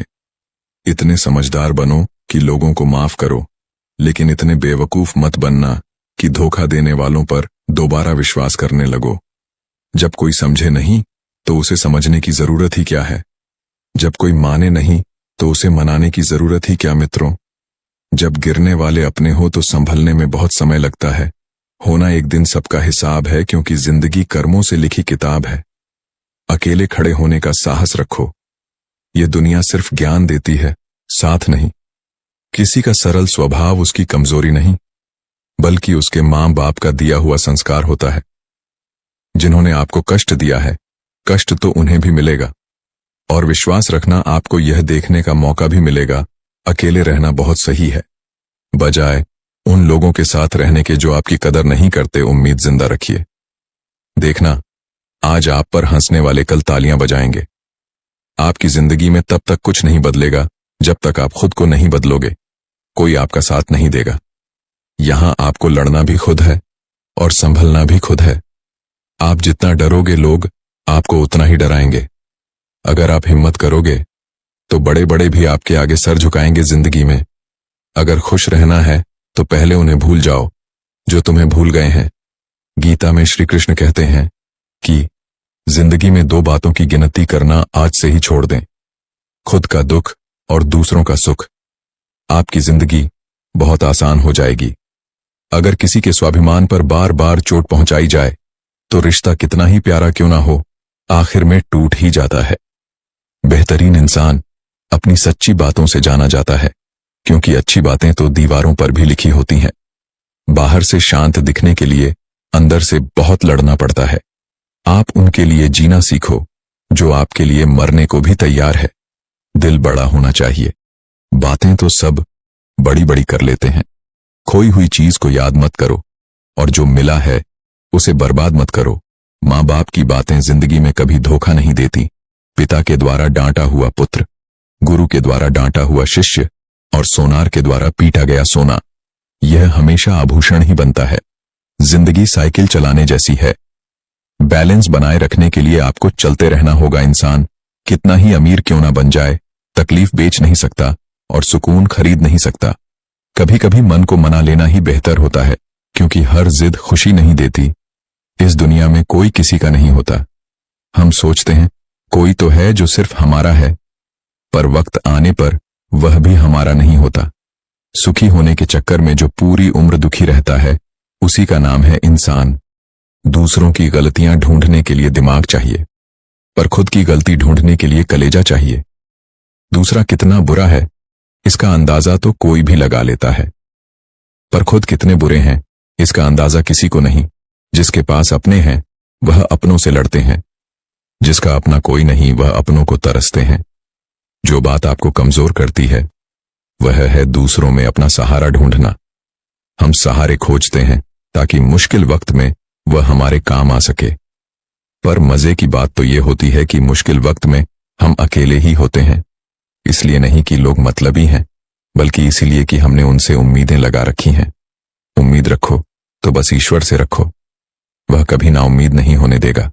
दुनिया बुरी है, यह कहने से पहले, किसी को दोष देने से पहले यह याद रखना कि आज हर कोई अपने लिए सहारा ढूंढ रहा है, तो ऐसे में कोई आपका सहारा कैसे बनेगा। बनना है तो हमेशा मर्यादा में रहो। भगवान श्री कृष्ण कहते हैं कि मृत्यु एक अटल सत्य है, किंतु केवल यह शरीर नश्वर है, आत्मा अजर अमर है। आत्मा को कोई काट नहीं सकता, अग्नि जला नहीं सकती और पानी गीला नहीं कर सकता। जिस प्रकार से एक वस्त्र बदलकर दूसरे वस्त्र धारण किए जाते हैं, उसी प्रकार आत्मा एक शरीर का त्याग करके दूसरे जीव में प्रवेश करती है। गीता में भगवान श्री कृष्ण ने कहा है कि मनुष्य को उसके द्वारा किए गए कर्मों के अनुसार ही फल प्राप्त होता है। इसलिए मनुष्य को सदैव सत्कर्म करने चाहिए। गीता में कही गई इन बातों को प्रत्येक व्यक्ति को अपने जीवन में मानना चाहिए। श्री कृष्ण ने अर्जुन को बताया है कि व्यक्ति विभिन्न देवी देवताओं की पूजा करता है। जिस तरह बुद्धि के लिए माता सरस्वती की पूजा, धन के लिए माता लक्ष्मी की और बाल के लिए हनुमान जी की पूजा की जाती है, उसी तरह प्रत्येक व्यक्ति किसी न किसी कार्य की पूर्ति के लिए अन्य देवी देवताओं की पूजा करता है। लेकिन वह श्रद्धा भाव अंत में मेरे लिए ही होता है। इस पूजा में व्यक्ति प्रत्यक्ष रूप से मेरा नाम स्मरण नहीं कर रहा है, बल्कि अपनी इच्छाओं की पूर्ति के लिए देवताओं की पूजा कर रहा है। गीता में बताया गया है कि व्यक्ति को किसी भी परिस्थिति में अपना आपा या अपना व्यवहार नहीं बदलना चाहिए। जो व्यक्ति सुख एवं दुख में एक समान व्यवहार रखता है और अपने काम को पूर्ण करता है, फल की चिंता किए बिना कर्मों को पूरा करता है, वही सबसे श्रेष्ठ व्यक्ति कहलाता है। अन्यथा जो खुशी में लोभी हो जाता है और दुख में क्रोध का साथ देता है, ऐसे व्यक्ति से न केवल मनुष्य बल्कि देवता भी क्रोधित हो जाते हैं। साध संगत जी, ऐसी ही रूहानी सत्संग साखियां सुनने के लिए चैनल को सब्सक्राइब जरूर करें जी। राधा स्वामी।